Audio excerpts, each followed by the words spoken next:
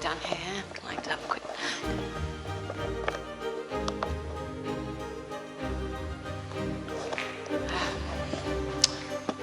Yeah. Let's see. Okay. Andrew? Oh, it's right. Of course, it's in there. I was just thinking, you know, do I have enough stone to make a fireplace out of what we've got here? And Yeah. not buy one? Because we've got all the bits for the sides. Okay. We've got the bits for the bottom. What we don't have is the bit for the mantle. mantle, but we could make that out of wood. Oh, now that's an idea. And then we wouldn't have to Yeah. buy anything. Oh, that would be great, wouldn't it? Yeah. Because that's what they've done in Rocca before. They've made it out of bits. And you have to, you know, I mean, I'm not sure whether that I could use that for the base because it's not flat, but I could put bits under it and flatten it. But I'd have to check with Cornelio and ask him how I make the sides and the inside fireproof, you know. Yeah. And that, you know, that's almost tall enough, that bit, and you could make it out of bits. You know, it would look rustic, but save us, you know, possibly €2,000. Oh, yeah, I mean, exactly.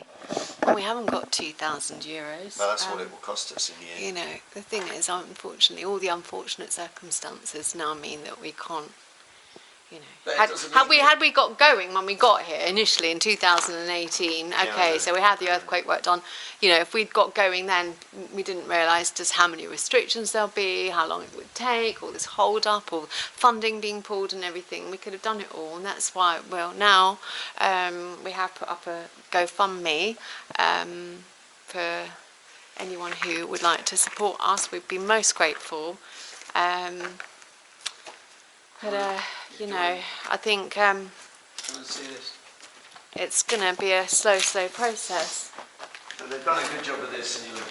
So our machine, Oh, yeah. for the heating will not be under a pipe because it will probably be about here, and the thing will go in there. So we need them to fix that.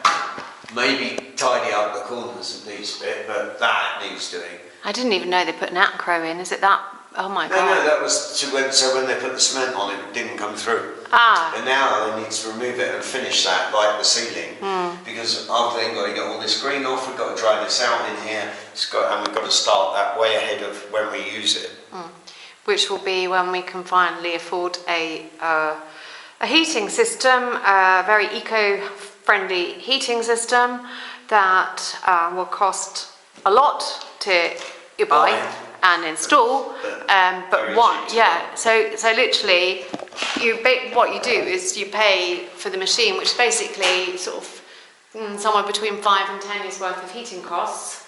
But after that, you know, the costs are minimal. They're just the tiniest little use of electricity, aren't they? And more than that, the more important thing than that is that it actually will be virtually, if not completely, off-grid. Well, yeah, exactly. The tiny bit of electricity that we need for it to run can be actually done with solar.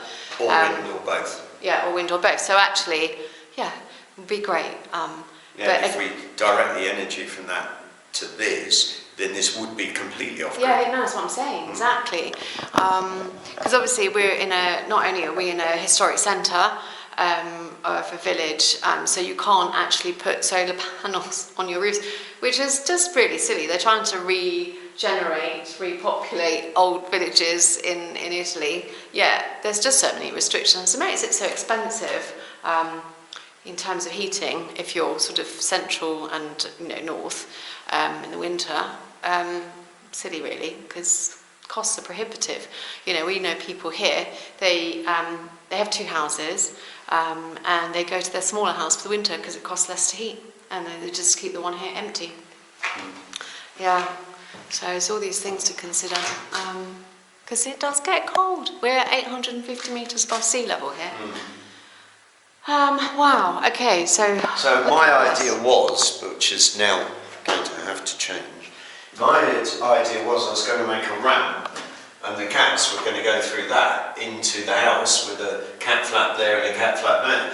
Here a cat flap, there a cat flap, everywhere a cat flap, sorry. But now we've got the pipes in there, I can't really do that. So I'm now going to have to think differently about how the cats get into the building And the only way I can think of doing it, obviously, I really want this to be their winter sleeping quarters, but they also need to come in at certain points. So I don't really know how we do it other than making lots of nice cosy boxes in here for them to sleep in, with a cat flap and a cat flap out there, so that they could come into this and they get fed in here.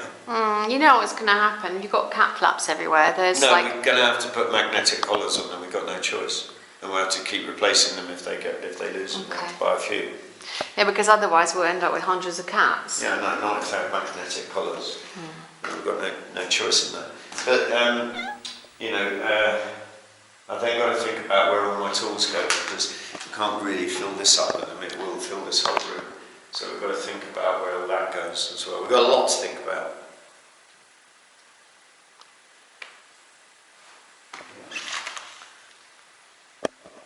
Because where does the bandsaw go? Where does all the wood go? We've got to think about all that. And then we have to find somewhere I have to build somewhere to store the wood chips, which is going to have to be. But you know, Andrew, that's when we get the machine. Yeah, but I've got to think ahead. Yeah, okay. I need to know where that's going. Not think at the last minute, we haven't got anywhere. I think you've got a lot of thinking time, because we're not going to be getting that machine for any time soon. We don't know that, do we? You don't know that. We might get sponsored by a company who realises the fantastic opportunity they've got, and yeah. You know. I mean, that's the thing, that you've got to sort of, they don't really do sponsorship in Italy. They're not really up on the sort of media marketing. They do it for football and they do it for motor racing. Oh, they do that. That's global. That's coming from global. I mean, like, localised, they don't really. I don't think that sponsorships, like, it will change, but, you know, like in the UK, it's big, isn't it? But they're really sort of big on their media and their marketing. They're really good at it in the UK. But hopefully someone will see the benefit of, you know, sponsoring us, helping us, because, you know, in terms of the reach from the series that we're in, Help, We Bought a Village, I mean, it's massive. Yeah. It's massive. It's global. You know, the series is sold to America, Australia, New Zealand, all over the world. All over the world, Spain, Holland, I don't know, other countries in Europe. Yeah, and it's also shown on long-haul flights. So, I don't know. It's like free advertising. It's free advertising. Like, try and, you know, I don't know, Anyway, go on. Maybe one day we'll get sponsored. Maybe one day we'll get some help. Until then, we'll struggle along. Anyway, look at this. This is from the drains. Finally, we've got drainage from the terrace without it going through the wall up there. Well, it goes through the wall here, but not up on the terrace, which was causing big problems. Yeah. As you can see, that's the problem. So now we've got to dry it out, make sure this is 100% dry, line it with waterproof lining on the inside so that nothing can come in here with any humidity at all. And then we've got to turn this into our wood chip room. Oh, there goes the church. It must be 12 o'clock. It's nice, we've got the bells ringing.